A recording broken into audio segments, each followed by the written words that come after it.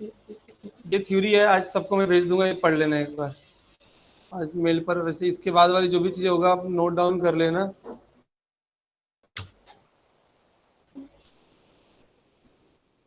ये तो डेटा जब भी हमें व्यू करना होगा, डेटा को देखना होगा कि डेटा हमारा क्या है और कहाँ पर क्या क्या डेटा के अंदर स्टोर है। उस डेटा को देखने के लिए हमारे पास 4 मेथड है, मेथड एंड प्रॉपर्टी। बेसिकली ये आपका एक प्रॉपर्टी है, बाकी तीनों क्या होते हैं यहाँ पर, मेथड है। अलर्ट करना, कंसोल करना और राइट करना। विंडो जो होता है, विंडो के अंदर दो तरह के होते हैं, इनका हम स्ट्रक्चर आगे ही बनाएंगे और फिर इसका यूज भी करते चलेंगे हम। ठीक है, तो ये यूज हमें करने हैं। इसके अलावा अगर हमने यहाँ पर डेटा का टाइप देखना होगा तो उसके लिए हम क्या करते हैं, टाइप ऑफ यूज करते हैं, चेक करते हैं कि डेटा जो दिया गया है जावास्क्रिप्ट में हम डेटा टाइप डिफाइन करते हैं या नहीं करते हैं। जावास्क्रिप्ट में हम डेटा टाइप डिफाइन नहीं करते हैं। मतलब हमें किसी डेटा को डिफाइन नहीं करना होता है कि डेटा हमारा इंटीजर है या डेटा हमारा स्ट्रिंग है, ये हम कभी डिफाइन नहीं करते हैं। हम क्या होगा कि जिस टाइप का डेटा हम उसके अंदर रखेंगे उस टाइप का उसकी मेमोरी या उसके टाइप क्रिएट होते हैं। ठीक है, एग्जाम्पल मैं यहाँ पर देखो इसका प्रैक्टिकल करता हूँ चीज़ें ताकि समझ में आ जाएगा। जैसे मान लो मैंने इस file save as and script हम यहाँ पे करते हैं 1.html। मैं सब कुछ इंटरनल यहाँ पे लिख दूंगा, बाकी आप लोग एक्सटर्नली यूज कर लेना।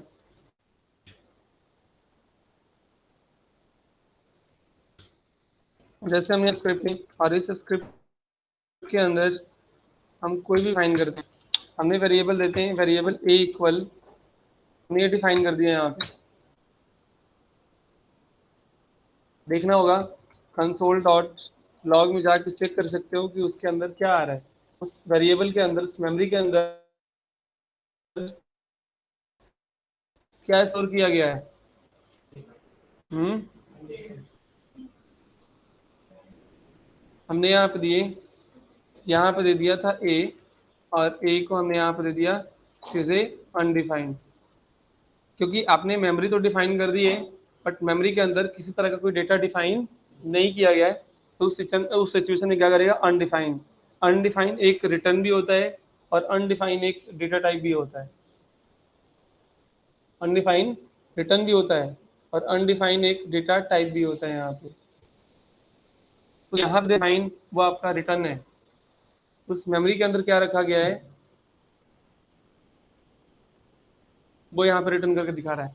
ठीक है, और अगर हमने यहाँ पे देते हैं कि इस मेमोरी के अंदर इसका टाइप अगर देखना होगा, हम यहाँ पे क्या करेंगे, कंसोल डॉट लॉग करके चेक करो कि टाइप ऑफ में कि ए के, ये जो दिया गया है ए का टाइप ऑफ क्या है। अगर इसको देखना होगा तो हम यहाँ पे देखेंगे कि इसका जो डेटा टाइप है वो भी क्या है, अनडिफाइंड है। समझ आया, तो अनडिफाइंड एक रिटर्न भी है और अनडिफाइंड एक डेटा टाइप भी है, ये ध्यान रखना चाहिए। जब किसी वैल्यू असाइन नहीं करोगे तो अनडिफाइंड रिटर्न देगा। जब किसी मेमोरी का टाइप डिफाइन है, मतलब कुछ ना कुछ डिफाइन है, मेमोरी डिफाइन है बट उसके अंदर कोई वैल्यू नहीं है, वो अनडिफाइंड टाइप भी हो जाएगा। मेमोरी तो एलोकेट हो चुकी है बट उसमें कोई डेटा नहीं है। ठीक है, तो अनडिफाइंड रिटर्न भी होता है, अनडिफाइंड एक डेटा टाइप भी होता है। अच्छा, अगर इसके अंदर, इस मेमोरी के अंदर हमने क्या रख दिया, नंबर रख दिया। जैसे नंबर रखेंगे तो इसका रिटर्न क्या हो गया, नंबर। तो नंबर हमने दिए 10 और इसका जो डेटा टाइप है वो क्या है, नंबर है। तो क्या हमने कहीं मेमोरी इसमें डिफाइन किया, इसमें टाइप डिफाइन किया था हमने कि हमारा नंबर होगा या अनडिफाइन होगा या स्ट्रिंग होगा। अगर इसके अंदर हम यहाँ से क्या कर देंगे, सिंगल कोट के अंदर हमने यहाँ पर 10 लिख दिया या डबल कोट के अंदर हमने 10 रख दिया, तो क्या बन जाएगा, स्ट्रिंग बन जाएगा। तो जावास्क्रिप्ट के अंदर मेमोरी जो होता है, यानी कि जो डिफाइन हम करते हैं, यहाँ पर हमने यहाँ पर एरे बना लिया, ये क्या बन गया, एक ऑब्जेक्ट बन गया, है ना। अब बेशक उसके अंदर कुछ डिफाइन नहीं है वो अलग बात है, बट यहाँ पर एक ऑब्जेक्ट है। तो जावास्क्रिप्ट के अंदर सबसे बड़ी चीज़ ध्यान रखना है कि हम कभी डिफाइन नहीं करते, ये ऑटो डिफाइन होता है। और यहीं पे सबसे ज़्यादा यूज़र गलतियाँ करता है। सबसे ज़्यादा जो एरर होते हैं जावास्क्रिप्ट में, वो यही एरर होते हैं। यूज़र को ये नहीं पता होता कि कौन सा फंक्शन क्या रिटर्न कर रहा है और हमें क्या कंडीशंस लगानी है। पता चला कि रिटर्न कुछ नंबर कर रहा है और कंडीशन क्या लगा रहे हैं हम, स्ट्रिंग की। काम ही नहीं करेगा। तो इस मेमोरी को, इस टाइप के डेटा को आपको बहुत ज़्यादा ध्यान रखना है। इसमें डेटा होता है, डेटा टाइप होता है, बट डेटा टाइप हम डिफाइन नहीं करते। समझ आया? आगे इसमें हम कोई भी चीज़ अगर मान लो हम देते हैं, हमने 10 दे दिया, यहाँ पर हमारा मेमोरी यहाँ पे एलोकेट हो गया और मेमोरी का जो टाइप है वो आपका नंबर है। दिख रहा है सबको? ठीक है, तो ये चीज़ हमें यहाँ पर ध्यान रखना। इसमें आपके थ्योरी बहुत अच्छे से बनते चले जाएंगे। थ्योरी का थोड़ा ध्यान रखना, लेकिन प्रैक्टिकली हम ज़्यादा करेंगे। बट प्रैक्टिकल के अंदर जो थ्योरी आती है वो थ्योरी काफ़ी पूछने वाली थ्योरी होती है, लोग पूछते ज़्यादा है।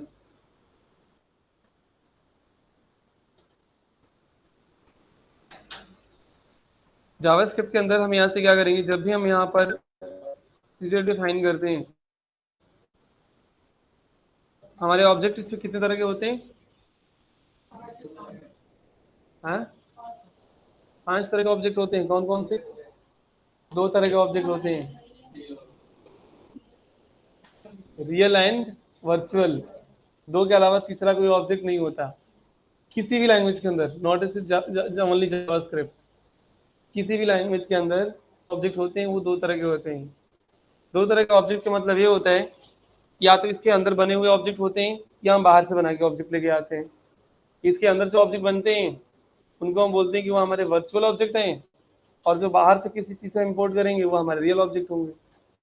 यहाँ पे क्या है कि जो हम यहाँ पर ऑब्जेक्ट बनाएंगे,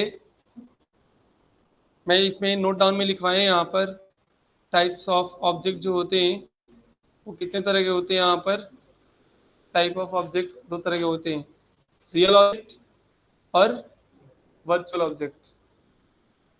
रियल ऑब्जेक्ट जो होते हैं वो हमारे कौन से होते हैं, यहाँ पर वो HTML के जितने भी एलिमेंट होते हैं वो एक रियल ऑब्जेक्ट होते हैं। और जितने भी हम यहाँ पर यूजिंग द न्यू कीवर्ड बनाएंगे वो हमारे एक वर्चुअल ऑब्जेक्ट होंगे। जावास्क्रिप्ट के अंदर जो वर्चुअल ऑब्जेक्ट बनते हैं वो एक ग्लोबल फंक्शन के थ्रू बनते हैं। जावास्क्रिप्ट के अंदर कुछ ग्लोबल फंक्शंस भी दिए गए हैं। कैसे आइडेंटिफाई करेंगे कि हमारा रेगुलर फंक्शन है या फिर एक ग्लोबल फंक्शन है? जैसे अलर्ट है, फंक्शन है।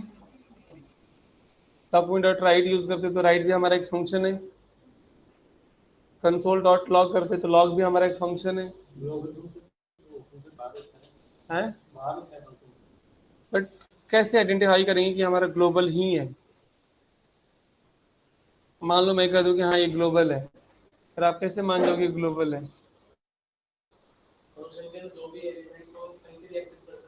हाँ, अच्छा।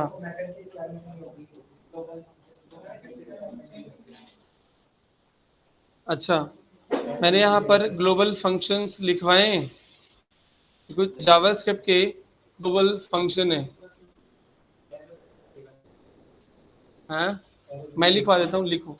मैं बताता हूँ सही आपको पहचानने का तरीका क्या है इसके अंदर, कि कौन से फंक्शन आपके ग्लोबल हैं और कौन से फंक्शन आपके मतलब रेगुलर हैं। ठीक है,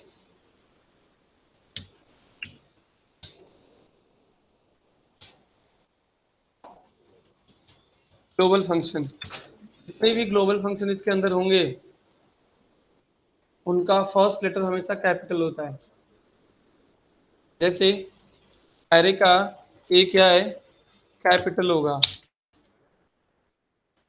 ऑब्जेक्ट का यहाँ पर ओ क्या होगा, कैपिटल होगा। ठीक है। हम्म, डेट का डी कैपिटल होगा।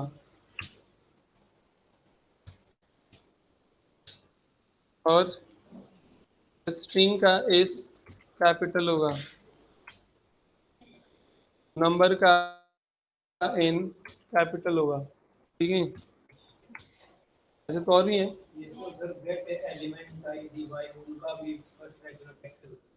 नहीं नहीं, वो अलग है, ये अलग रूल है। दो तरह के फंक्शन होंगे, एक तो होता है कि रेगुलर हम लिखते हैं, रेगुलर में भी दो तरह के फंक्शन होते हैं, या तो बने बनाए यूज कर लो जिसको बोलते हैं प्री डिफाइंड फंक्शन, और दूसरा क्या होता है यूजर डिफाइंड फंक्शन जो हम खुद डिफाइन करते हैं। जितने भी फंक्शन आप चाहे रेगुलर होंगे, रेगुलर में चाहे आप बनाओ या प्री डिफाइन होंगे, उनके कभी भी फर्स्ट लेटर कैपिटल नहीं होते हैं, है ना। जैसे हम यहाँ पे क्या करते हैं, अगर मान लो हम अलर्ट यूज करते हैं, यहाँ पे अलर्ट करते हैं, अलर्ट हमारा क्या है, एक प्री डिफाइंड फंक्शन है। क्या अलर्ट का एक कैपिटल है? नहीं है, मतलब ये एक रेगुलर फंक्शन है। और जितने भी ग्लोबल फंक्शन होंगे उनके फर्स्ट लेटर क्या होंगे, हमेशा कैपिटल होंगे, इसे ध्यान रखना है तो भी फंक्शन ही लिखा तो गया फंक्शन की तरह ही है यहाँ पे, बट वो ग्लोबल है, वो किसी के अंडर नहीं आते हैं, वो सिर्फ विंडो के अंडर आते हैं।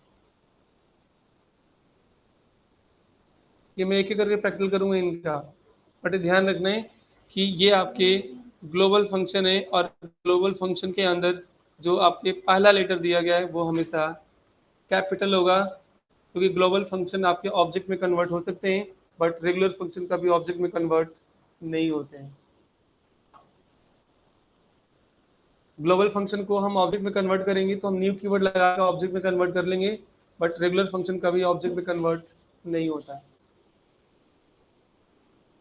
थ्योरी भी आगे प्रैक्टिकल हम करेंगे किसी चीज़ का भी, पर थ्योरी ध्यान रखना है।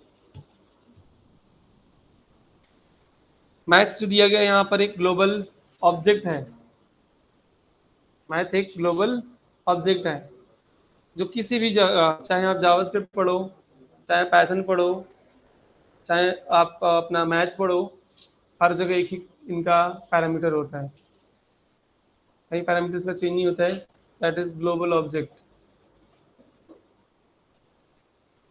ठीक है, तो ये आपको ग्लोबल यहाँ पर फर्स्ट पहचानने का तरीका यही है, फर्स्ट लेटर क्या है, कैपिटल है।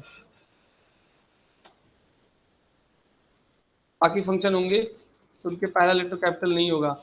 फंक्शन हमारे दो तरह के होते हैं ना, पहला कौन कौन से यहाँ पर प्री डिफाइन, और दूसरा क्या होता है यहाँ पर यूजर डिफाइन, जो हम खुद डिफाइन करेंगे, जिसको हम यहाँ पे बोलते हैं कस्टम। अब अगर हमें चाहे प्री डिफाइन यूज करना होगा, यानी कि पहले से बने हुए हैं, जिसको बिल्ट बोला जाता है, और यूजर डिफाइन जिसको हम कस्टम बोलते हैं, जब हम कस्टम फंक्शन बनाएंगे तो हम इन चार चीज़ का आपको ध्यान रखना होगा, तो उसके अंदर स्पेशल कैरेक्टर वगैरह, या नंबर, या रिजर्व कीवर्ड, या फिर हम यहाँ पर क्या करेंगे, नॉन प्रिंटिंग कैरेक्टर वगैरह यूज नहीं करेंगे। जैसे अगर मान लो हमने यहाँ पे कोई फंक्शंस बना रहे हैं, हमने यहाँ से क्या किया, एक कोई फंक्शन बनाते हैं, यहाँ पर हमने यहाँ से ABCD दे दिया, और स्पेस लगा करके हमने कुछ और भी यहाँ पे दे दिए, ऐसे लगाते हैं ना, मान लो हाँ ABCD ऐसे लगा करके, और मान लो हमने बीच में स्पेस दे दिया यहाँ पे, क्या हो जाएगा, एरर हो जाएगा। जब भी आप फंक्शन या वेरिएबल का नाम देंगे, बिल्कुल सॉलिड कांस्टेंट या एक सॉलिड देना है आपको, टेक्स्ट स्ट्रिंग पास करने हैं यहाँ पे। आप बाद में नंबर वगैरह लगाना चाहें लगा सकते हैं, बट बाद में भी आप स्पेशल कैरेक्टर वगैरह यूज नहीं करेंगे, वरना गलत हो जाएगा। जैसे यहाँ अगर हम दे रहे हैं अलर्ट, यहाँ पे देते हैं, ऐसे मैंने दे दिया हेलो दे दिया, ठीक है। और इस फंक्शन को हमने क्या करना है, चलाना है, तो डायरेक्टली हम ABCD करके यहाँ पे क्या कर सकते हैं, रन कर सकते हैं, कि जब हमारा पेज रिलोड हो तो ऑटोमेटिकली फंक्शन हमारा क्या होना चाहिए, कॉल होना चाहिए। लेकिन अगर हम इसी के अंदर क्या कर देंगे, स्पेस पास कर देंगे, तो इस सिचुएशन में क्या हो गया, ये एरर हो जाएगा। एरर में क्या दिखाई दे रहा है कि जो आपने फंक्शन यहाँ पर दे रहे हैं CD, वो क्या है, अनएक्सपेक्टेड। मतलब ये क्या है, एक तरह का आइडेंटिफाई, मतलब कह रहे हैं कि इसको पता ही नहीं कि है क्या, ये फंक्शन है, वेरिएबल है, क्या है, कुछ नहीं पता। तो उस सिचुएशन में क्या आएगा यहाँ पर, एरर आएगा, और ये अलग अलग तरह के एरर भी होते हैं, अलग अलग तरह के अलग अलग एरर होते हैं यहाँ पे। जनरली इसको हम यहाँ पर कौन सा एरर बोलेंगे? सिंटेक्स एरर, है ना। कितने तरह के एरर होते हैं? दो तरह के एरर होते हैं। कौन कौन से? हाँ, syntax error and logical error.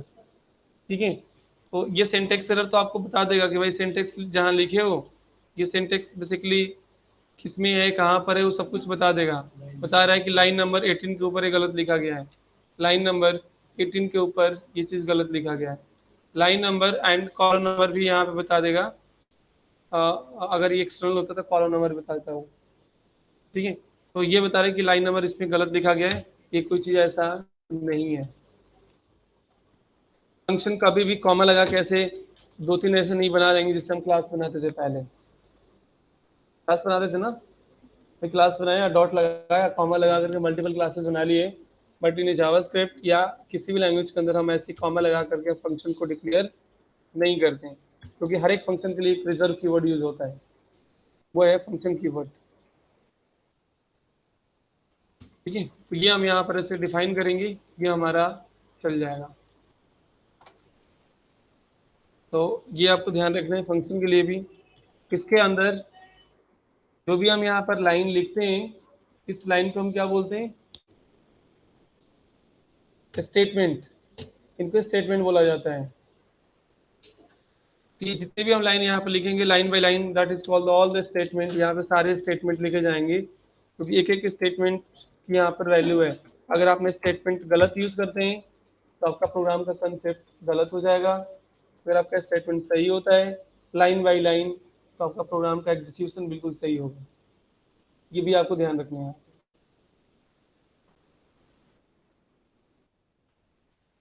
ठीक है, आगे चल के मैं इनको डिबग करना वगैरह बताऊंगा कि लाइन बाई लाइन कैसे प्रोग्राम चलता है, वो उसमें समझ में आ जाएगा चीज़ें।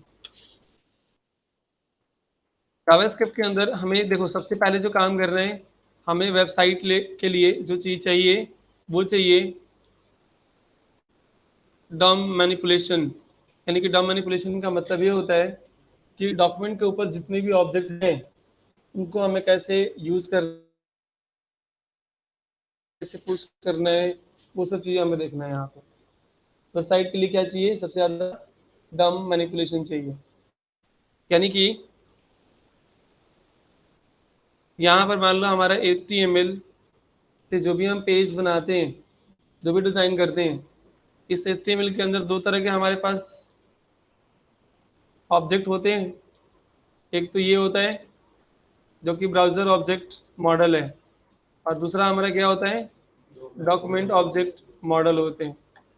ठीक है, अब ये भी एक ऑब्जेक्ट ही है, ये भी एक ऑब्जेक्ट है, और ये भी एक ऑब्जेक्ट है। दोनों के दोनों क्या है? यहाँ पे ऑब्जेक्ट हैं। कुछ ऑब्जेक्ट या कुछ फंक्शन अगर जो इनके अंडर आते हैं वो इनके लोकल फंक्शन हो जाएंगे, कुछ आएंगे इनके अंदर जो इनके लोकल फंक्शन हो जाएंगे, कुछ ऐसे होंगे जो इन दोनों के अंदर नहीं आएंगे, इन दोनों से बाहर होंगे। जो दोनों से बाहर होंगे क्या कहलाएंगे? वो ग्लोबल कहलाएंगे। ठीक है, इजिली पहचानने का तरीका ये है, जैसे अगर हम कोई स्टेटमेंट लिखेंगे यहाँ पर, तो इस स्टेटमेंट को स्टार्ट करने से पहले हम क्या लिखेंगे? डॉक्यूमेंट लिखेंगे। अगर डॉक्यूमेंट कोई भी स्टेटमेंट लिखना है तो स्टार्ट फ्रॉम डॉक्यूमेंट। अगर हम विंडो का स्टेटमेंट लिखेंगे तो स्टार्ट फ्रॉम विंडो। लेकिन जिसमें हमारा ना डॉक्यूमेंट है और ना विंडो है, तो क्या होगा? ग्लोबल होगा। क्योंकि जो हमने बाउंड्री यहाँ पे दिए हैं, ये बाउंड्री जो दिया गया यहाँ पर, वो बाउंड्री आपका एक ग्लोबल ऑब्जेक्ट है। ये क्या है? Global object. ठीक है, तो इसके अंडर आ रहा है। अब जैसे मान लो हमने यहाँ पर दिया था अलर्ट यूज किया था, क्या अलर्ट के सामने हमने कोई डॉक्यूमेंट लिखे या विंडो लिखे? नहीं। तो क्या है? Alert is a global function. अगर देखना है आपको क्या अलर्ट रियल में ग्लोबल फंक्शन है, तो आप यहाँ जाके देख सकते हैं। यहाँ जाओ कंसोल के अंदर और यहाँ पे क्या लिख दो? विंडो, विंडो के अंदर ही आपको यहाँ पे देखो सबसे पहले यहाँ पे क्या मिल रहा है, अलर्ट ना। अलर्ट के लिए एक्सेस करने के लिए आपको डॉक्यूमेंट की परमिशन है और ना ही विंडो की परमिशन है। अलर्ट अपने आप में क्या है, एक ग्लोबल फंक्शन है, समझ में आया। लेकिन अगर हमें डॉक्यूमेंट डॉट राइट करना होगा तो डॉक्यूमेंट डॉट राइट यूज हम करते हैं, हमें डॉक्यूमेंट के ऊपर राइट करना है, तो उसके लिए हमें डॉक्यूमेंट के ऑब्जेक्ट यानी कि मेथड यूज करने पड़ेंगे। तो उस स्टेटमेंट को लिखने के लिए हमें यहाँ से क्या करना होगा, इसके अंदर जाकर लिखेंगे कि document dot right, document dot right यानी कि right is a method of document. Document का क्या है, मेथड है, ठीक है। इसके ऊपर अगर आपको राइट करना होगा कि हमें देना है कि हमें यहाँ पर यूज करना है दिस इज, ये डॉम डॉक्यूमेंट ऑब्जेक्ट मॉडल। अब इसको रन कराओगे यहाँ पर, तो इस पर राइट करने के लिए आपको यहाँ पर एक मेथड देना पड़ेगा। अदरवाइज अगर मान लो यहाँ पे हम गलती से क्या करते हैं, ये हटा देते हैं, ये हमें स्टेटमेंट यूज ही नहीं करना है, तो क्या देगा यहाँ पर, तुरंत आपका एरर थ्रो कर देगा यहाँ पर। ठीक है, करेंगे राइट इज नॉट डिफाइंड, यानी कि right is defined, right is not defined, ठीक है, डिफाइन ही नहीं किया। क्यों, क्योंकि कोई मेथड या कोई फंक्शन नहीं है। क्लियर। यहाँ पे कौन सा स्टेटमेंट कब लिखना है वो आपके ऊपर डिपेंड करता है। आपको डॉक्यूमेंट के मेथड यूज करने कब करने हैं, नहीं करने, आपको विंडो का कब यूज करना है, नहीं करना है। अब जितने भी आप यहाँ पर फॉर लूप लगाएंगे, स्विच लगाएंगे या और सारी चीजें यूज करेंगे, वो सब ग्लोबल स्ट्रक्चर में आते हैं। मतलब वो किसी डॉक्यूमेंट के अंदर इनिशियलाइज नहीं होते हैं, किसी विंडो के अंदर इनिशियलाइज नहीं होते हैं। वो विंडो के अंदर भी दो होते हैं, जो हम यहाँ से विंडो ओपन करते हैं, हम यहाँ से करते हैं ना, क्लिक करते एक नया विंडो ओपन हो गया, क्लिक करते ही एक नया विंडो ओपन होता है, वो एक ग्लोबल ऑब्जेक्ट है। और इसके अंदर जो यहाँ पर देखो दिखाई दे रहे हैं लाइन, इस लाइन से ऊपर जो दिखाई दे रहे हैं ये आपके विंडो हैं, यानी कि ब्राउजर ऑब्जेक्ट मॉडल के फीचर हैं। और इस लाइन से नीचे जो भी दिखाई दे रहे हैं वो आपके डॉक्यूमेंट ऑब्जेक्ट मॉडल फीचर होंगे यहाँ पे, ठीक है। तो हमें सबसे ज्यादा डाउन मैनिपुलेशन करना है और इनका यूज कर रहे हैं, ठीक है। क्योंकि जो डिजाइन हम बना रहे हैं वो डिजाइन किस पे बना रहे हैं, हम जो डिजाइन बना रहे हैं वो इस डॉक्यूमेंट की डिजाइनिंग कर रहे हैं। फंक्शनलिटी किसका यूज करेंगे हम, डॉक्यूमेंट का ही, तभी तो डिजाइन बेटर बनेगा। हाँ, इनको अच्छा और करने के लिए हम इनका फीचर यूज कर सकते हैं इसके अंदर, इनका फीचर भी हम क्या कर लेंगे इसके अंदर यूज कर सकते हैं। इस ग्लोबल का भी फीचर जो दिया गया है, इनका भी फीचर हम यहाँ पे एक्सेस कर लेंगे और अपने डॉक्यूमेंट को और ज़्यादा इन्हेंस कर सकते हैं, और ज़्यादा उसको फंक्शनलिटी बना सकते हैं। ये काम कर सकते हैं हम, बट इसमें हम कोई चेंज नहीं करेंगे। जो भी चेंज करना होगा हम यहाँ पर चेंज कर सकते हैं, जो भी डिज़ाइन बनाना होगा हम यहाँ पे बनाएंगे, जो भी हमें स्क्रिप्टेड या कस्टमाइज करना होगा हम यहाँ करेंगे, हम यहाँ पर कुछ भी नहीं कर सकते।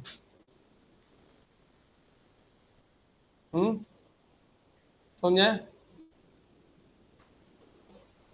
इसी डॉक्यूमेंट को हमने बताया था कि इस डॉक्यूमेंट के एक्सेस करने के लिए आपको कितने कैटेगरी में इसको डिवाइड कर दिया गया, प्रोग्राम को 5 कैटेगरी में डिवाइड कर दिया गया है।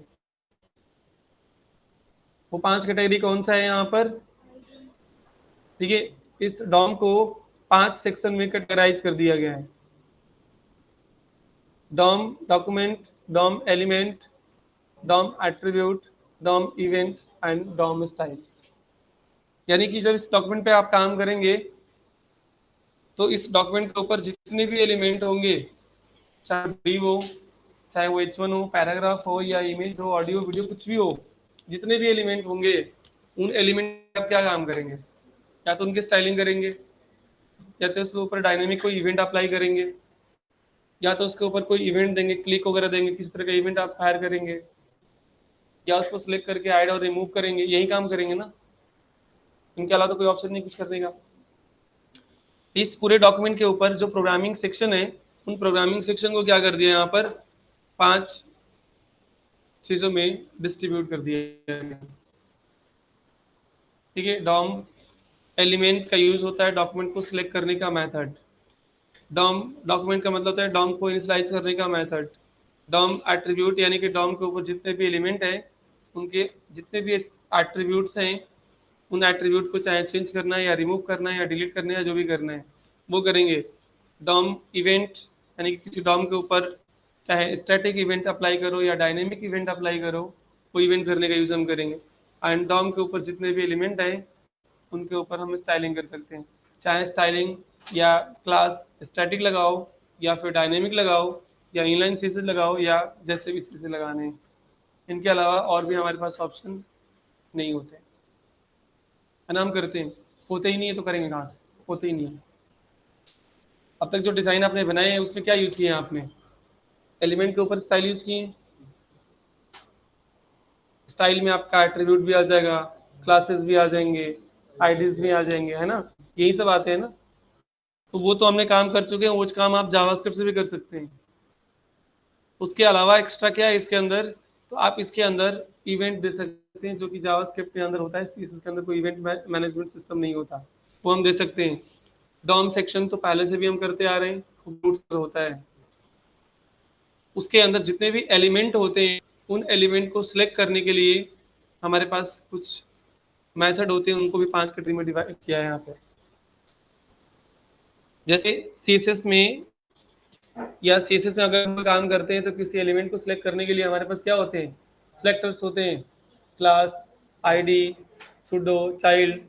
ऐसे ही यहाँ पर जावास्क्रिप्ट के अंदर किसी एलिमेंट को सिलेक्ट करने के लिए हमारे पास मेथड होते हैं, gate element by ID, class, ठीक है, टैग, सिलेक्टर एंड ये दिया क्वेरी एंड क्वेरी सिलेक्टर्स, ठीक है, ये दिए होते हैं। इनके अलावा और भी कोई ऑप्शन नहीं है कि आप किसी एलिमेंट को सिलेक्ट कर सकते हैं, बस 5 ही मेथड हैं उस एलिमेंट को सिलेक्ट करने के लिए। इसके अलावा कोई मेथड यहाँ पर नहीं दिए गए हैं। मोबाइल क्या ही चला रहे हैं, मोबाइल बंद करिए, हम आपकी तरफ देख रहे हैं और आप मोबाइल की तरफ देख रहे हैं, ठीक है। तो ये चीज़ हमें ध्यान रखना है और इसी के सबसे ज़्यादा यूज हमें करना है। थ्योरी समझ में आया है, किस ऑब्जेक्ट या किस फंक्शन का क्लास कहाँ कहाँ जुड़ रहा है, कैसे हमें कनेक्शन यहाँ पे बनाने हैं। चलो आगे चलते हैं, इसी ग्राफ को हमें यूज करना है।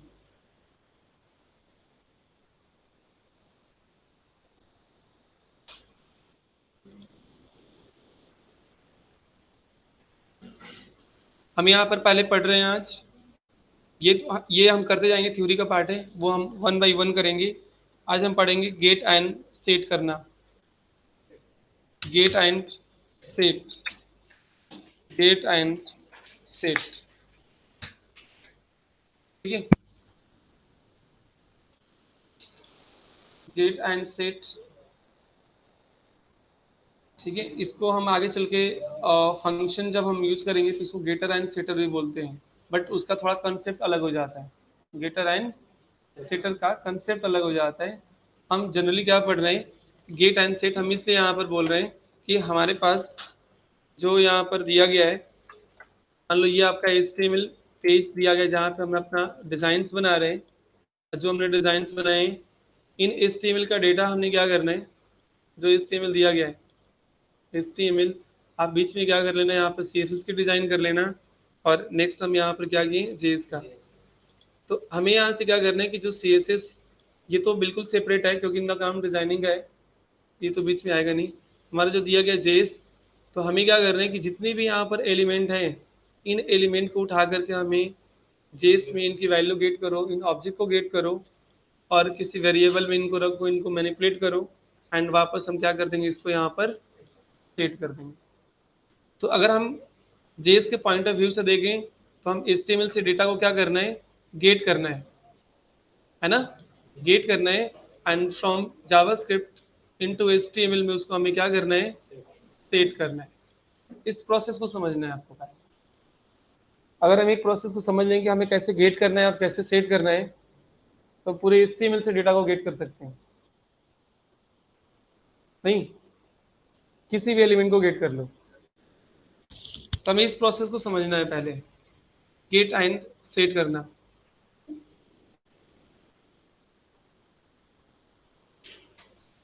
ठीक है, चलें प्रैक्टिस करें। देखिए हमने यहाँ पर ये जो दिया गया है स्क्रिप्ट नंबर 1, मैं यहाँ पर सेव एज करता हूँ और 2.html मैंने इसलिए बना लिया यहाँ पर, इसमें से स्क्रिप्ट को मैं हटा देता हूँ, हमें स्क्रिप्ट लिखना ही नहीं है। वैसे आगे चल के मैं सब कुछ एक ही फाइल में लिखूंगा। और दूसरी चीज़ यहाँ पर एक और फाइल बना लेते हैं यहाँ पर, स्क्रिप्ट 2.js, है ना।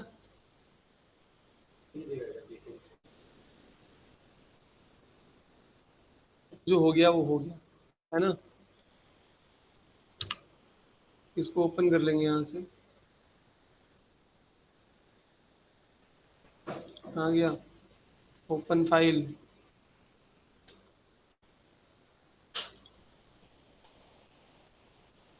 हमने दिया था script dot H T M L, ये आपका एच टी एम एल हो गया, है ना।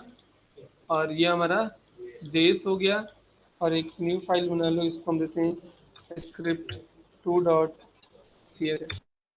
मैंने तीनों फाइलें यहाँ पर अलग अलग कर दी और उसी सीरीज में रख दी जिस सीरीज में हमने पढ़े हैं। पहले पहले हमने स्टिल पढ़े हैं, फिर HTML के हमने डिज़ाइन, जैसे मान लो हमने यहाँ पे क्या करते हैं, इनपुट टाइप टेक्स्ट यूज़ किया हमने यहाँ पे। ठीक है, आप क्लास बनाने के लिए आप क्या करते हैं, यहाँ पे क्लास या जो भी आपको देना होगा वो आप यहाँ पे दे देना। अगर हम यहाँ पे देते हैं इनपुट टाइप बटन और वैल्यू हमने यहाँ पे दे दिया सिंपल। मैंने इस स्टाइल के अंदर 3 बटन आप लोगों को बताए हैं।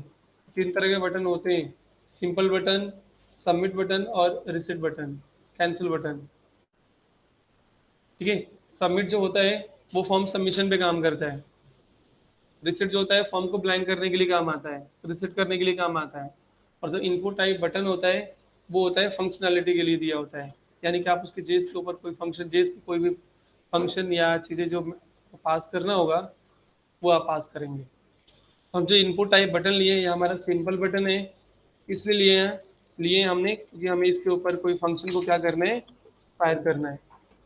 हमने यहाँ पर दे दिया कि ये हमारा जस्ट एक सिंपल बटन है, मैंने यहाँ पर दे दिया सिंपल बटन, ऐसे लिख भी दिया समझने के लिए। अब जिस टाइप का आपका यहाँ पर एलिमेंट होगा उस तरह के यहाँ पर मेथड एक्टिवेट होते हैं, ये भी आपको ध्यान रखने की ज़रूरत है। और जिस तरह के इवेंट फायर करेंगे उस तरह के वहाँ पर एक्टिविटीज ड्रॉ होगी जावास्क्रिप्ट के अंदर। ऐसा नहीं है कि जो मर्जी जहाँ मर्जी हमने लिख देंगे तो काम करेगा। जैसे मान लो हमने यहाँ पे बटन है, हमारा एलिमेंट है, जहाँ हमने इनपुट दिए हैं इसके जवाब पे हम डीप सेक्शन इमेज और कुछ कोई भी तो एलिमेंट ले सकते थे। यहाँ पे कोई भी एलिमेंट ले लो आप, जो भी एलिमेंट लेना है। इसके बाद हमने क्या करेंगे, सीएसएस अगर ऐड करना होगा तो डिजाइनिंग के लिए सीएसएस कर लेना। मैं सीएसएस अभी नहीं यहाँ पे कर रहा हूँ, आगे चल के जेएस। जेएस के अंदर हम क्या बनाएंगे, यहाँ पर एक फंक्शन बनाएंगे और यहाँ पर मैं देता हूँ अलर्ट। और इस फंक्शन को बेसिकली हम क्या करेंगे, कॉल कराएंगे इस बटन के ऊपर ऑन क्लिक। और हमने क्या कर दिया, फंक्शन को कॉल कर लिया। रन नहीं होगा क्योंकि हमने जेस फाइल को अभी यहाँ पर लिंक नहीं किए। हमने लिखेंगे स्क्रिप्ट के साथ ही and script 2.js and script को हम क्लोज कर देंगे। जेस फाइल लिंक हो गया, केसेस भी करना है तो कर ही लो, फिर कहीं कोई कुछ छोड़ते हैं नहीं। इसी में जाएंगे @, इंपोर्ट कर लो URL और हम यहाँ पे क्या देंगे, स्क्रिप्ट 2.css। इसको भी हमने इंपोर्ट कर लिया। चेक करो कि क्या ये सही सारी फाइलें आई है या नहीं आई है यहाँ पर।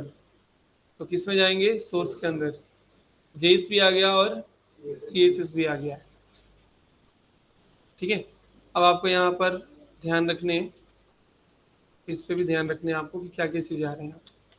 हम यहाँ पे चलते हैं जेस के अंदर, और हमने क्या करना है कि इस पूरे एलिमेंट को गेट करना है। उस पूरे एलिमेंट को हमें क्या करना है, एक मेमोरी के अंदर स्टोर करना है।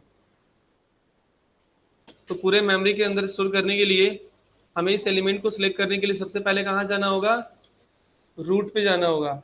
हमारे पास टोटल रूट कितने हैं, दो है, या तो विंडो या फिर डॉक्यूमेंट। ये किससे बना है, विंडो पे बना है या डॉक्यूमेंट पे बना है, डॉक्यूमेंट में बना हुआ है। ठीक है।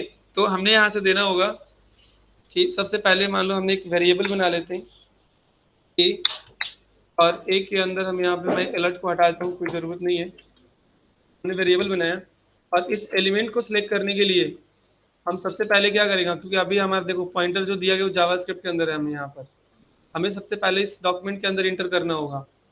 डॉक्यूमेंट के अंदर इंटर करने के लिए हमें किसको इनिशियलाइज करना होगा, डॉम डॉक्यूमेंट को, है ना, डॉम डॉक्यूमेंट। तो हम यहाँ पे लिखेंगे डॉक्यूमेंट, स्टेटमेंट हम ये देंगे यहाँ पे।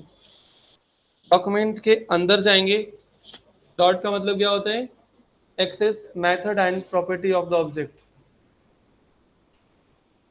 हम इस ऑब्जेक्ट का एक मेथड एक्सेस करने वाले हैं, जिस मेथड के थ्रू हम क्या करेंगे, इस एलिमेंट को हम सिलेक्ट करेंगे,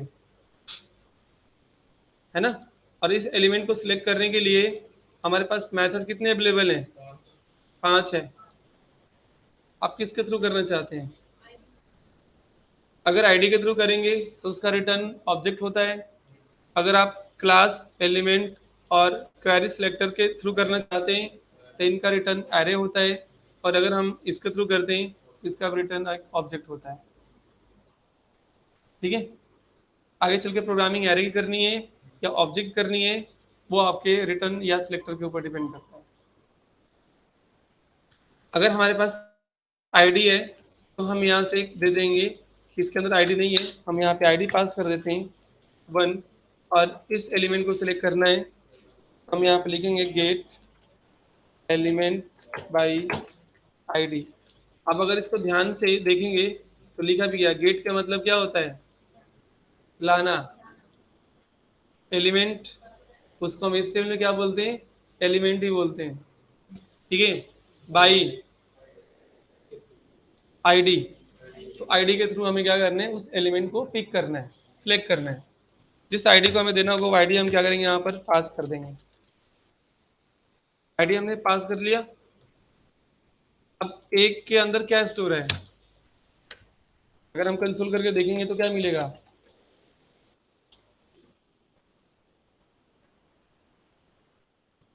एक के अंदर क्या मिलेगा, एक के अंदर कंप्लीटली ये एलिमेंट मिलेगा। क्यों, क्योंकि हमने इसको आईडी के थ्रू इस पूरे एलिमेंट को हमने क्या कर लिया, सिलेक्ट कर लिया, और सिलेक्ट करके हमने किस में स्टोर कर दिया, ए के अंदर। ठीक है। ए के अंदर स्टोर किए, हमने कंसोल करा के यहाँ पर देखते हैं कि ए के अंदर डेटा हमने क्या स्टोर किए, रन करते हैं और हमने सबमिट करते हैं। ए के अंदर क्या आ रहा है, पूरा का पूरा एलिमेंट आ रहा है। तो हम एक इनपुट को कर सकते हैं, तो एक डिव को भी कर सकते हैं, सेक्शन को भी कर सकते हैं, इमेज को भी कर सकते हैं, किसी को भी कर सकते हैं, नहीं कर सकते हैं। अब ऐसा तो कोई एलिमेंट बचता नहीं कि जिसका हम नहीं कर सकते यूज। किसी में भी आईडी लगा लो और उनको गेट करके किसी वेरिएबल में क्या कर लो, स्टोर कर लो। तो मैंने ये किया कि यहाँ पे आईडी लगाया और उसको हमने क्या कर लिया, गेट करके, और किसी वेरिएबल के अंदर क्या कर लिया, हमने पूरे इस एलिमेंट को ही रख लिया, इनपुट को भी रख लिया।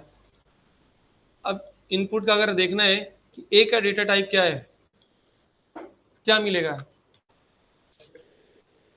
ए का डेटा टाइप अगर आप देखना चाहते हैं तो क्या मिलेगा, ए के अंदर क्या स्टोर हुआ है, कंसोल डॉट ऑब्जेक्ट। तो क्या मिलेगा, बोलो तभी हम टेस्ट करेंगे, ऑब्जेक्ट मिलेगा। क्यों, क्योंकि वो एक ऑब्जेक्ट है। मैंने यहाँ पर थ्योरी में लिखवाए हैं कि जो ऑब्जेक्ट होते हैं वो दो तरह के होते हैं। कौन कौन से ऑब्जेक्ट होते हैं, रियल एंड वर्चुअल। जितने भी HTML के एलिमेंट होते हैं उनको जावास्क्रिप्ट के अंदर हम एक रियल ऑब्जेक्ट बोलते हैं, और रियल ऑब्जेक्ट में सबसे ज़्यादा काम करना होता है हमें। वर्चुअल तो हम खुद बनाएंगे, जरूरत होगा तो बनाएंगे, नहीं तो नहीं बनाएंगे। लेकिन ये रियल ऑब्जेक्ट तो हमेशा आपसे आपके साथ टकराएगा अगर वेब डिजाइनिंग में काम कर रहे हैं तो। नहीं टकराएगा, मिलेगा ही मिलेगा ना।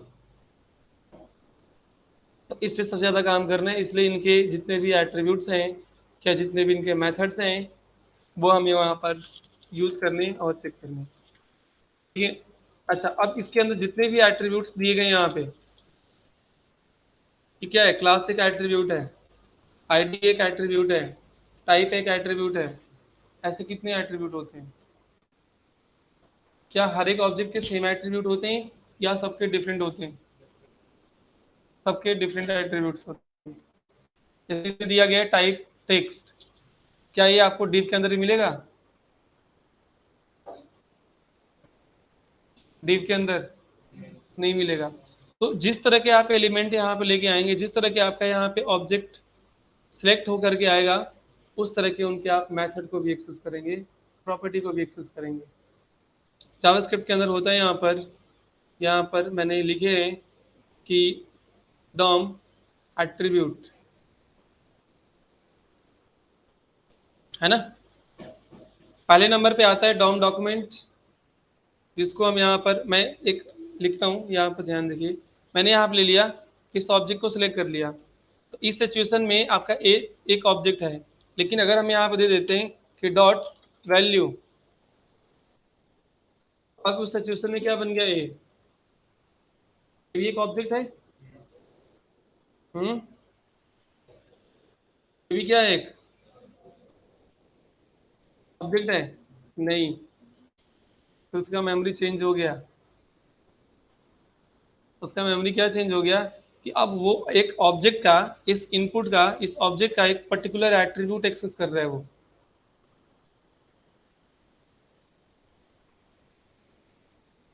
ठीक है।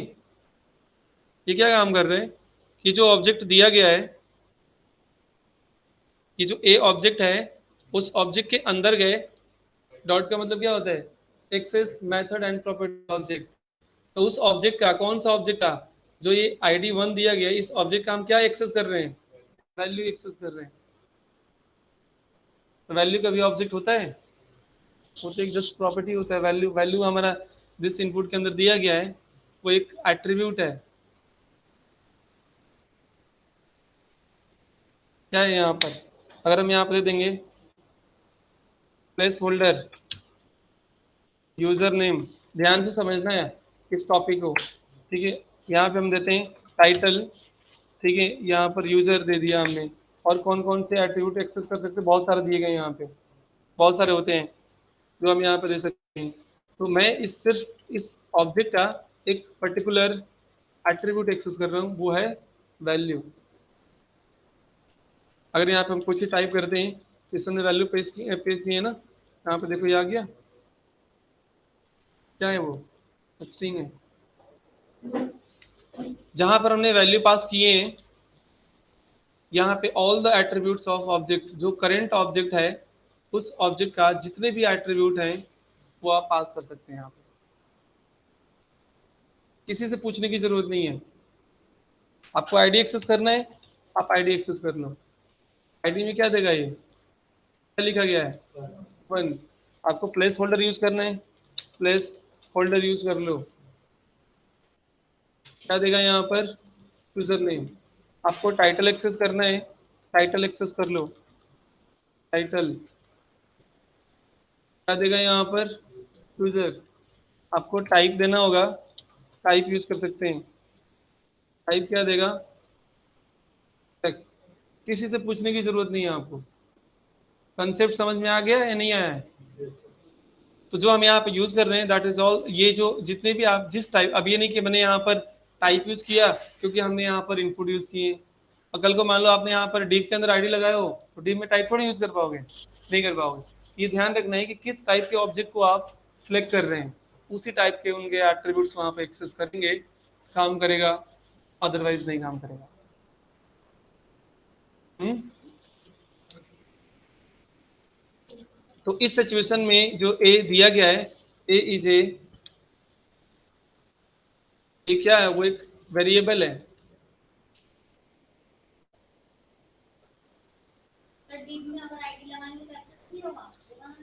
डिव एक्सेस हो जाएगा। हम टाइप की बात कर रहे हैं, एट्रीब्यूट की बात कर रहे हैं, ठीक है। ये तो सबको पता है कि ये क्या है, ये भी सबको पता है कि ये क्या है, ये भी सबको पता है कि ये क्या है, ये क्या है, हैं? यहाँ से लेके ये क्या है और ये क्या है। ये जो दिया गया है वैर एक रिजर्व कीवर्ड है, जिससे क्या होता है कि एक मेमोरी क्रिएट होता है। ये जो दिया गया है उस मेमोरी का नाम है, जिसको हम वेरिएबल के नाम से कॉल करते हैं। ये मेमोरी का नाम है कि नेम ऑफ मेमोरी, क्योंकि मेमोरी को ही हम वेरिएबल, क्योंकि चेंजेबल मेमोरी बनती है वो, हम यहाँ से बोलते हैं कि हमारा क्या है, वेरिएबल है। Variable is name of memory. तो आप जो वैर लिखा गया वो एक रिजर्व कीवर्ड है, जावास्क्रिप्ट का रिजर्व कीवर्ड। ए आपका वेरिएबल नेम है ना, वेरिएबल नेम या मेमोरी नेम। इक्वल को हम बोलते हैं कि ये हमारा असाइनमेंट ऑपरेटर है, and assignment operator always assign from right to left. ये हमेशा डेटा क्या करता है, राइट से लेफ्ट की तरफ असाइन करता है, ठीक है। एंड जो दिया गया डॉक्यूमेंट, इसको बोलते हैं हम DOM element, sorry DOM document, इसको बोलते हैं DOM document. Get element by ID is a method of document, ठीक है। इसको हम बोलेंगे डॉम एलिमेंट, ये आपका डॉम एलिमेंट। मैं लिख दूं या फिर आप लोग, इसको बोलेंगे हम डॉम एलिमेंट, इसको हम यहाँ पे बोलेंगे डॉम डॉक्यूमेंट, ठीक है। और ये जो लिखा गया आगे यहाँ पर, ये बोलेंगे हम डॉम एट्रीब्यूट, ये डॉम एट्रीब्यूट है। थोड़ा अपनी तरफ से ग्राफ लिख लो, इस बार ग्राफ अच्छा नहीं बनाए, आज कलरफुल ग्राफ नहीं बनाया ना, सब कुछ एक ही में लिख दिया मैंने ब्लैक एंड व्हाइट से, हैं? समझ में आ रहा है? सर ठीक है। तो देखो, जब हम स्टेटमेंट लिखेंगे ना, तो हमारा सबसे पहले अगर डॉक्यूमेंट पे काम करते हैं तो नंबर 1 पर तो इसको आना ही आना है, नंबर 2 के ऊपर ही आएगा। मतलब आप चाहते हो कि हम इसको यूज ना करें और इसको यूज कर लें, पॉसिबल नहीं है, आपको रूट पे जाना ही होगा। तो रूट के बाद हम इस एलिमेंट को सिलेक्ट करेंगे, क्योंकि रूट के बाद डायरेक्टली किसी एट्रीब्यूट को तो पिक कर नहीं पाओगे, कर पाएंगे? एलिमेंट को सिलेक्ट करेंगे तभी तो उनके एट्रीब्यूट को एक्सेस करेंगे। तो हमारा नंबर 1 नंबर 2 का तो सीरीज फिक्स है, नंबर 3 के ऊपर आप चाहें एट्रीब्यूट ले लो, आप चाहें डॉम इवेंट ले लो, या आप चाहें उसके अंदर जो भी और भी दिया था एक तीसरा स्टाइल, तो स्टाइल यूज कर लो। इन तीन का था कोई यहाँ पे ऑप्शनल इनका ऑर्डर है, बट ये दोनों का ऑर्डर तो बिल्कुल फिक्स है कि डॉक्यूमेंट के अंदर ही आपका एलिमेंट यूज होगा, और फर्स्ट पे डॉक्यूमेंट होगा, सेकंड पे एलिमेंट होगा, थर्ड पे आप चाहे एट्रीब्यूट एक्सेस कर लो या स्टाइल कर लो या आप इवेंट कर लो।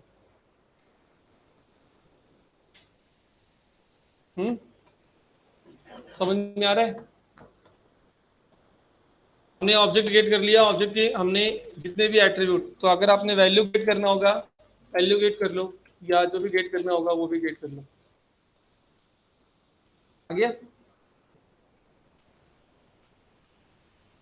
यहाँ पर एक रिजर्व की वजह से मान लो यहाँ पर दिया गया है, यहाँ पे क्लास भी दिया गया है, बट हम क्लास इसलिए यूज नहीं करेंगे क्योंकि क्लास जावास्क्रिप्ट के अंदर एक रिजर्व कीवर्ड है, इसको मना कर देगा गेट करने से। अगर हम इसको एक्सेस करने की कोशिश करेंगे क्लास के अलावा, बाकी जितने भी आप यूज करना चाहें वो कर सकते हैं, जनरली हम क्लास को यूज नहीं कर पाएंगे। अगर हम यहाँ पे क्लास लिखने की कोशिश करेंगे क्लास, तो जावास्क्रिप्ट ये समझेगा कि आप हमारे क्लास रिजर्व कीवर्ड को यूज कर रहे हो, ठीक है। क्या दे दिया?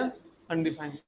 तो रिजर्व कीवर्ड का हमें ध्यान रखना है कि रिजर्व कीवर्ड हम यहाँ पे यूज नहीं करेंगे, एंड ऑल द एक्सेस मतलब ऑल द जो भी एट्रीब्यूट्स होगा वो हम यहाँ पे दे सकते हैं। हमने यहाँ पे ले लिया वैल्यू। अब इसको कहीं भी अगर हमें डिस्प्ले कराना होगा तो हमारे पास वही 4 ऑप्शन है। इसमें नहीं, किसी में भी क्लास दोगे तो नहीं काम करेगा वो। क्लास जावास्क्रिप्ट का एक रिजर्व कीवर्ड है। रिजर्व कीवर्ड तभी यूज होगा जब आप ऑब्जेक्ट बनाएंगे, वो क्लास ऐसे काम नहीं करेगा। वन की जगह हम यूज कर सकते हैं क्लास को, वन हमने आईडी दे रखा है, तो हम हाँ वहाँ यूज कर सकते हैं, वहाँ कर लेंगे। ठीक है, अब देखिए यहाँ पर चीजें जो दिया गया कि हमने यहाँ पर गेट तो कर लिया, मैं एक एलिमेंट के ऊपर बता दिया, बाकी सारे एलिमेंट ऐसे गेट करेंगे आप, कोई भी एलिमेंट हो। सेट करने के लिए हमें यहाँ पर डिस्प्ले करना होगा, तो हमारे पास यही ऑप्शन है कि आप चाहे अलर्ट करके देख लो, कंसोल करके देख लो, राइट करके देख लो, या फिर हमारे पास कोई एग्जिस्टिंग एलिमेंट है उसके अंदर हम क्या करेंगे, उनके कंटेंट को चेंज करके देख सकते हैं, है ना। अगर मान लो यहाँ पे दिया गया है चीजें, बटन ही दिया गया है जिस पे क्लिक कर रहे हैं, इसी के हमने क्या करना है यहाँ पर पहले चेंज करना है, या इसका हमें यहाँ पर कोई और टाइप चेंज करना होगा, या इसका कुछ और भी चीज चेंज करना होगा। हम कोई भी चेंज कर सकते हैं या नहीं करेंगे, कर सकते हैं। कहीं आपको डिस्प्ले ही करना होगा, अगर आप चाहते हैं कि नहीं हमें H1 में डिस्प्ले करना है, तो आप उनको सिलेक्ट करने के लिए या तो आईडी या फिर क्लास ले लो। फिर मान लो हमने आईडी ले लिया, यहाँ पर क्या हमारा आईडी क्या है, आईडी 2 हमने दे दिया, और इसके अंदर हमें डेटा को क्या करना है, डिस्प्ले करना है। तो आपके इस एड्रेस को ही क्या करना होगा, चेंज करना होगा। हमने यहाँ पे क्या लिखेंगे, सबसे पहले document dot get element by ID, ID हमारा 2 है, और उस एलिमेंट को हमने सिलेक्ट कर लिए जो एलिमेंट हमने यहाँ पर दिए हैं, और इस एलिमेंट को सिलेक्ट करने के लिए इसके अंदर की जो कंटेंट है इसको चेंज करने के लिए हमारे पास जो मेथड होता है वो क्या होता है, इनर HTML या इनर टेक्स्ट। इन दोनों में कुछ फर्क है, हमें क्या लिखना चाहिए, इनर HTML। अगर इनर टेक्स्ट लिख देंगे तो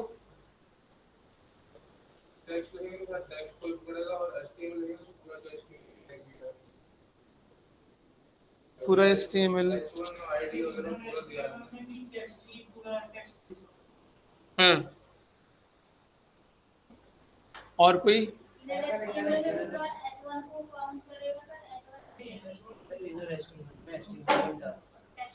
हाँ हाँ, इनर HTML के अंदर हम HTML के एलिमेंट भी डाल सकते हैं, वो भी वहां पे जाकर एग्जीक्यूट हो जाएगा।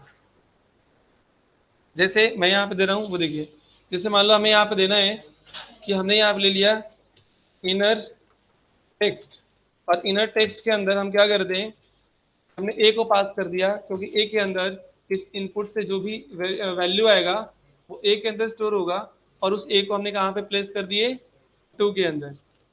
ठीक है, यहाँ पे हमने जाते हैं और इसको रन करते हैं, यहाँ पे कोई भी चीज़ लिख लो, रन करा दो। ठीक है, मैंने फाइल को आई थिंक सेव नहीं किए, ये भी फाइल है, ये भी फाइल है, और ये भी फाइल है 2, और यहाँ पे भी हमने क्या दी 2.inner.html, और इससे हमने क्या ले लिए, टेक्स्ट। सही है, कोई एरर नहीं है। यहाँ पे हम रन, ये आया, मान लो हमने यहाँ पर कुछ टेक्स्ट लिखा और क्लिक कर दिया, यहाँ पर चेंज हो गया, इनके कंटेंट यहाँ पे चेंज हो गए। एलिमेंट पे जाके देखो कि बॉडी के अंदर आपका एक H1 है, और इस H1 के अंदर क्या आ रहा है, RR, यानी कि टेक्स्ट चेंज हुआ है ना। लेकिन अगर हम चाहते हैं कि इस H1 के अंदर हम कोई पैराग्राफ यहाँ पे प्लेस कर दें, तो अगर हम यहाँ पे P देते हैं, यहाँ पर अगर हमने कोई मान लो हमने ये भी दे दिए प्लस, मतलब एक से ज़्यादा भी देना चाहते हैं तो भी दे देंगे, और अगर हम यहाँ पे कोई P एलिमेंट भी देना चाहते हैं तो P एलिमेंट लेगा, P के अंदर हमने कुछ टेक्स्ट लिख दिया, और ये स्ट्रिंग फॉर्म में हम दे देंगे बेसिकली, यहाँ पे स्ट्रिंग फॉर्म में हमने पास कर देते हैं तो यहाँ पे हमने कुछ टाइप कर देते हैं, ये जस्ट आज उसको एक टेक्स्ट समझ गया ना, टेक्स्ट समझ के उसको प्रिंट कर दिया। लेकिन अगर यही चीजें हम यहाँ पे मेथड यूज किए होते इनर HTML, तो वो उसको कहता है कि नहीं ये एक टैग है, उसको एज ए टेक्स्ट कंसीडर नहीं करता। हम यहाँ पे करते हैं इनर HTML, तो कहता है कि ये आपका यहाँ पर बेसिकली क्या होगा, एक टेक्स्ट होगा। और उसको क्या कंसीडर कर लिया यहाँ पर, इनर HTML के अंदर HTML के जितने भी एलिमेंट है वो दे सकते हो, वो एग्जीक्यूट होगा। बट इनर टेक्स्ट के अंदर कोई दे दोगे तो एग्जीक्यूट नहीं होगा, वो सिर्फ टेक्स्ट को कंसीडर करता है। क्लियर? या डाउट रह गया अभी? इनर टेक्स्ट और इनर HTML में क्या डिफरेंस है?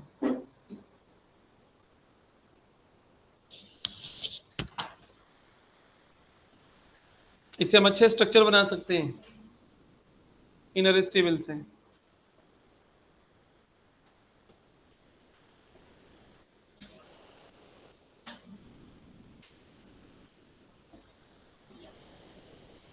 ठीक है, तो गेट एंड सेट जो करना है जनरली कर सकते हैं हम यहाँ पर। जैसे मान लो मैं यहाँ पर क्या करता हूँ, एक मैं अलग से फाइल बनाता हूँ यहाँ पर सेव एज, और मैं यहाँ पर यूज करूँगा डॉट HTML, सब कुछ इसी के अंदर लिखूंगा। ठीक है, मैं देश के अंदर यहाँ पर नहीं बनाता। जैसे मान लो हमने यहाँ पर देते हैं, आप थोड़ा डिज़ाइन जो भी बनाना होगा वो आप बना लेना। इनपुट टाइप टेक्स्ट और आईडी मान लो हमने यहाँ पर 1 देते हैं, कॉपी। और इसमें इस थोड़ा प्रॉपर स्ट्रक्चर बनाने के लिए ना आप ऐसे यूज कर सकते हैं, है ना।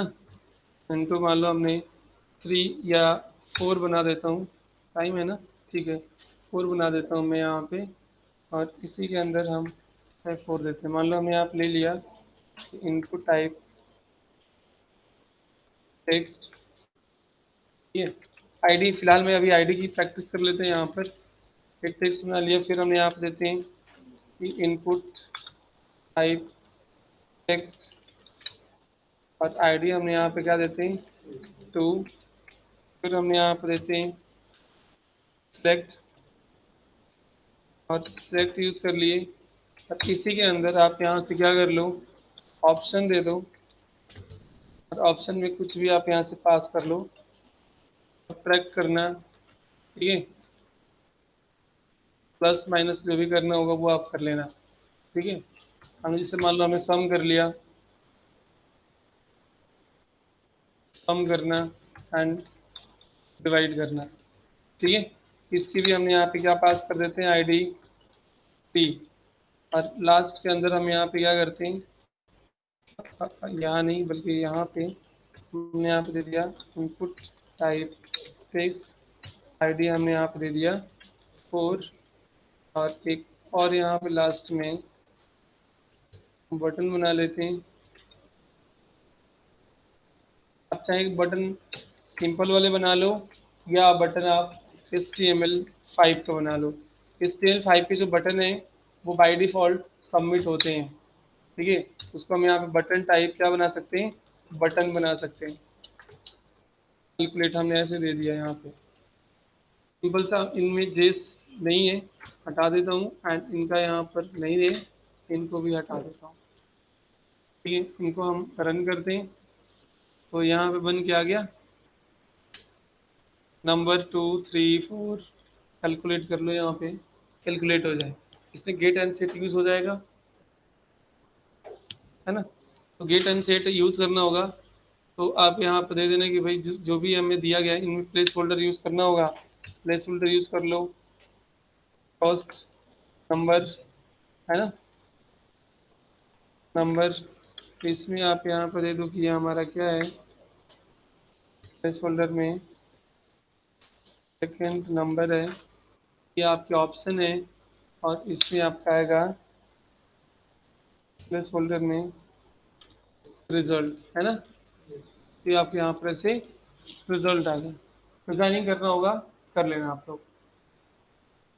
यहाँ पर डेटा हमें एंटर करना है, यानी कि यूज़र हम यहाँ पर देंगे डेटा, और हम यहाँ से ऑप्शन को सिलेक्ट करेंगे, इसकी वैल्यू कहीं ना कहीं हम गेट करेंगे, और हम कैलकुलेट पर क्लिक करें, इसका क्या हो जाए, आंसर आ जाए।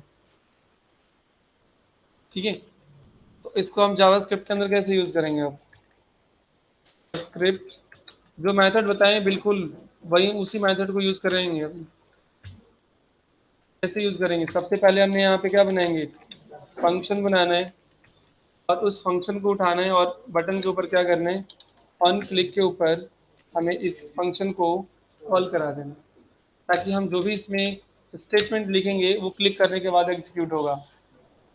राइट, अब हमने क्या करना है कि इसकी वैल्यू उठा के लेके आना है। इस वैल्यू को उठाने के लिए हम यहाँ पर कोई ना कोई इंस्टेंस तो क्रिएट करेंगे, कहाँ रखेंगे डेटा? तो हमने यहाँ पे बना लिया कि एक वेरिएबल बना लो, वेरिएबल बना लो ए, और इसमें हम क्या करते हैं, document dot get element by ID रखेंगे, और आईडी हमने यहाँ पर 1 दे दिया, और डायरेक्टली उसकी वैल्यू उठा के लेके आना है, तो डॉट क्या कर देंगे हम यहाँ पर, वैल्यू पिक कर लेंगे, आ जाएगा। सेम प्रोसेस हम क्या कर सकते हैं, इसकी भी वैल्यू उठा के लेके आ सकते हैं, सेकंड का भी लेके आ सकते हैं 2, और इसमें हमने एक मेमोरी क्रिएट कर लिया, इसकी वैल्यू हमने क्या रख दिया, बी के अंदर रख दिया। सेम प्रोसेस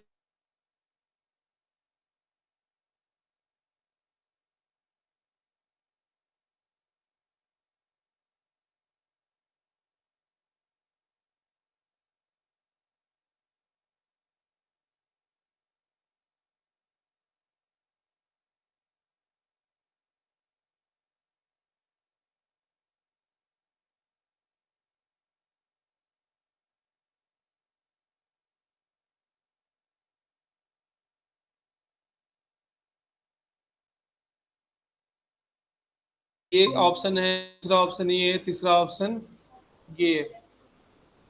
इन तीनों में से कोई एक ही सिलेक्ट हम कर पाएंगे? नहीं नहीं, radio button just for different होता है इससे। ठीक है, बट इस आप ये नहीं यहाँ पे देखते हैं ऐसे, ये सिलेक्ट हम करते हैं ऐसे। अब या तो हम सब्ट्रैक्ट कर लें, या तो सम कर लें, या डिवाइड कर लें। एट ए टाइम में तो कोई एक ही वैल्यू आएगा वहाँ पे। इन सब वैल्यू को अगर आप देखना चाहते हैं तो कंसोल करके आप देख सकते हो। कंसोल डॉट लॉग करके अगर आपको देखना है कि ए कॉमा बी कॉमा सी तीनों को एक ही बार में देखना है, तो तीनों को भी देख सकते हो। हमने यहाँ से क्या करा, अगर मान लो हम इसके अंदर देते हैं 10, इसके अंदर 60, और इसके अंदर सम कर लिया, साथ में आप यहाँ से इंस्पेक्ट करके देखो कि कंसोल के अंदर क्या आ रहा है, 10, 60 और सम आ रहा है, डेटा सही आ रहा है। अब अगर सम आता है तो दोनों सम हो जाए, सब्ट्रैक्ट आता है दोनों सब्ट्रैक्ट हो जाए, है ना। इसके लिए हम क्या करते हैं कि हम स्टेटमेंट यूज करेंगे। अलग अलग यहाँ पे स्टेटमेंट होते हैं, जैसे हम अपने रियल लाइफ में अलग अलग स्टेटमेंट बोलते हैं। किसी को मीठा स्टेटमेंट बोलते हैं, किसी को कड़वा स्टेटमेंट बोलते हैं, किसी को तीखा स्टेटमेंट बोलते हैं ना। तो ऐसे ही यहाँ पर अलग अलग तरह के स्टेटमेंट होते हैं। इसको हम बोलते हैं यहाँ पर स्ट्रक्चर स्टेटमेंट। किसी का काम क्या है, स्ट्रक्चर बनाना है। किसी का काम क्या है, यहाँ पर डेटा मैनिपुलेट करना है। किसी का काम है यहाँ पर कंडीशन बिल्ड करना है। तो यहाँ पर जब हम स्टेटमेंट यूज करेंगे तो एक हम कंडीशनल स्टेटमेंट यूज करेंगे, कंडीशन बेस होगा वो। यहाँ पे कोई कंडीशन नहीं है, कोई कंडीशन है यहाँ पे नहीं है, बट आगे हम जो यूज करेंगे वो हम कंडीशन बेस स्टेटमेंट यूज करेंगे। जहाँ कंडीशन होता है उन कंडीशन का जो रिटर्न होता है वो या तो ट्रू होता है या फिर फॉल्स होता है। कि तीसरा भी कुछ होता है, ट्रू फॉल्स के अलावा क्या होता है? बट होता तो लास्ट में दो ही मिलेगा, या तो यस या तो नो मिलेगा। बाकी यस नो के अलावा बीच का कुछ मिल जाएगा, आधा यस आधा नो, ऐसा तो नहीं मिलता है। तो जितने भी स्टेटमेंट होंगे उनका रिटर्न हमेशा या तो यस या तो नो मिलेगा।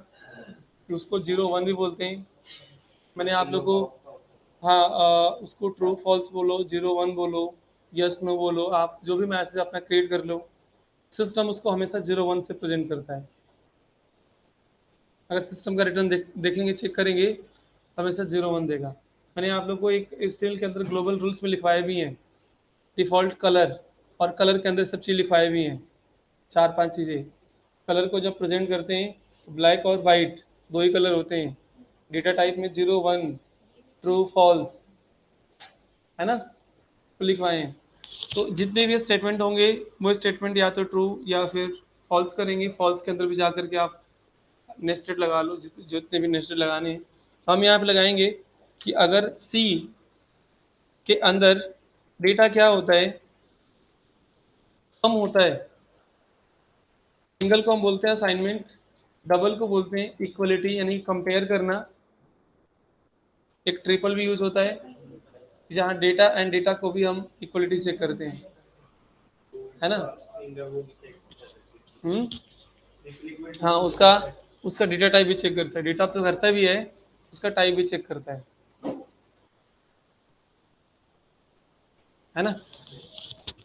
तो फिलहाल हम डेटा चेक करते हैं यहाँ पर, अभी डेटा की टाइप हम नहीं करते। डेटा टाइप के लिए मैं आप लोगों को अलग से ग्राफ बनाऊंगा, उस ग्राफ में समझ में आएगा चीज़ें। डेटा टाइप जब भी हम यहाँ पर असाइनमेंट यूज करते हैं तो जो डेटा रहेगा, जैसे मान लो सी है, हो सकता है कि सी के अंदर कोई नंबर हो, और हमने जो आगे यहाँ पर असाइन किए हैं वो स्ट्रिंग है, तो सी का तो डेटा टाइप नंबर है, और जो आगे यहाँ पर हमने कंपैरिजन करा रहे हैं वो एक स्ट्रिंग से करा रहे हैं, बट दोनों का डेटा क्या है, सेम है, टाइप अलग अलग है। किसी का नंबर है और किसी का क्या है, स्ट्रिंग है। तो जब असाइन करेगा यहाँ पर डेटा कंपेयर करा करने के बाद, ये इसका टाइप जो होता है वो इसके अंदर असाइन कर देता है। यानी कंपेयर करा लिया, डेटा सही है, तो क्या कर लेगा कि जो इसका डेटा टाइप होगा वही इसका डेटा टाइप बन जाता है। ठीक है, तो आफ्टर द कंपेयर सी का भी टाइप क्या हो जाएगा, स्ट्रिंग हो जाएगा। सी ऑलरेडी स्ट्रिंग है, बट अगर इनकेस नंबर होता तो स्ट्रिंग में कन्वर्ट हो जाता हूँ। चेक करके देख लेना आप लोग टाइप ऑप्शन। इसका स्टेटमेंट क्या करना होगा वो आप यहाँ पर दे देना। अगर ऐसा होगा तो आप चाहो तो एक वेरिएबल बना लो यहाँ पर, वेरिएबल वाई, और वाई के अंदर हम इनिशियलाइज कर देंगे, हम दे देंगे कि वाई इक्वल क्या होना चाहिए यहाँ पे, वाई इक्वल ए प्लस क्या कर दें हम यहाँ पर, अगर सम होता है तो ए प्लस क्या कर देंगे, बी कर देंगे। ठीक है, अगर ऐसा नहीं होता है तो फिर हम कंडीशन में जा सकते हैं, एल्स के अंदर भी जा करके और कंडीशन हम बिल्ड कर सकते हैं कि अगर सी इक्वल इक्वल क्या होता है, सम के अलावा सब्ट्रैक्ट होता है, तो फिर क्या होगा कि वाई इक्वल ए माइनस क्या हो जाएगा, बी हो जाएगा। अगर ऐसा नहीं होता है तो फिर लास्ट में क्या मिलेगा उसको, वाई इक्वल क्या मिलेगा यहाँ पर, ए डिवाइड, यही मिलेगा ना, मल्टीप्लाई, डिवाइड दिया था मैंने, डिवाइड कर दो, सी मिलेगा यहाँ पर।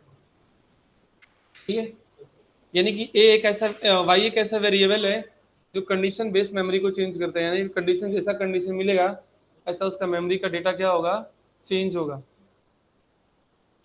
नहीं, ये हमें चलाना है। फिर डेटा को क्या कर दो, असाइन कर दो किसके अंदर, document dot get element by ID, और आईडी हमारा क्या था, 4 डॉट, क्या लगाएंगे हम यहाँ पे, इनर एचटीएमएल, इनर, सही है, गलती है, अरे इनर ही नहीं गलत, मैं इनर भी कर दिया, इनर एचटीएमएल। अब बताओ,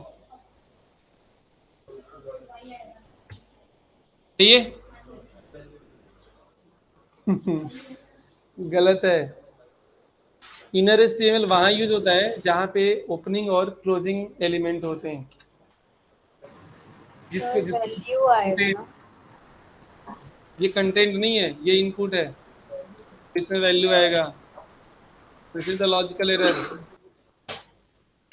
नहीं, इस एरर को कौन सा बोलेंगे हम, लॉजिकल एरर। अभी भी इसमें एरर आएगा, अभी भी इसमें एरर आएगा, चेक करो।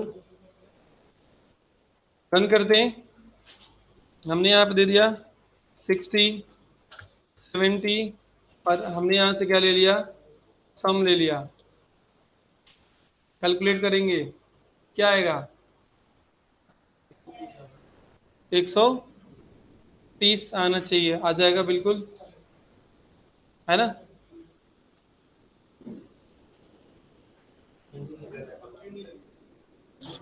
तो क्या दे दिया है, स्ट्रिंग दे दिया।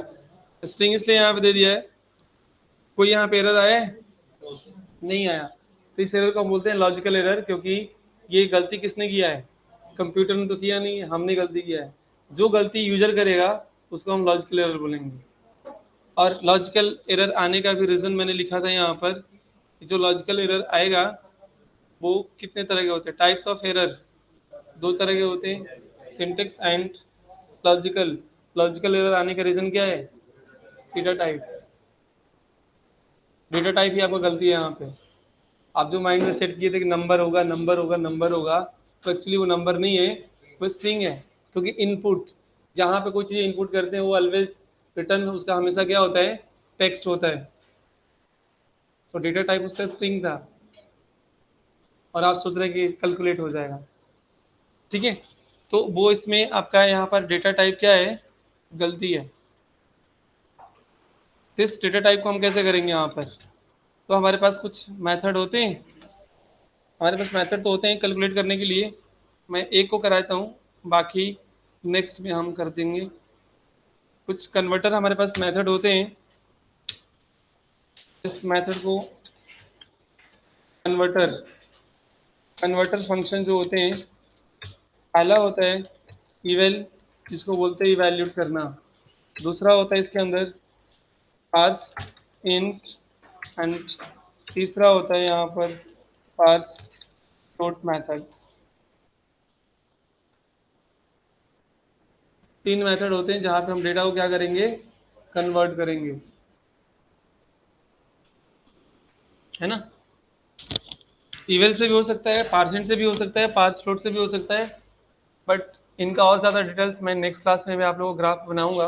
हालांकि बन तो सकता है, अभी लो ही बना ही देता हूँ, 5 मिनट अगली क्लास को भी वेट कराएंगे, और क्या करेंगे, खड़े हैं, होने तो खड़े, और क्या करेंगे, जब तक टॉपिक खत्म नहीं होगा तब तक क्या करेंगे। ठीक है, इवेल मेथड का मतलब क्या होता है चीज़ें,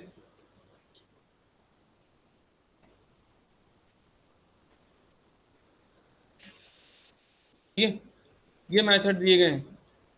हर एक फंक्शन कुछ ना कुछ आपको रिटर्न में देता है, क्या देता है, रिटर्न में क्या देता है, रिटर्न में एरर देगा, और जितने ही फंक्शन है, चाहे कोई भी लैंग्वेज का पढ़ो आप, तो नहीं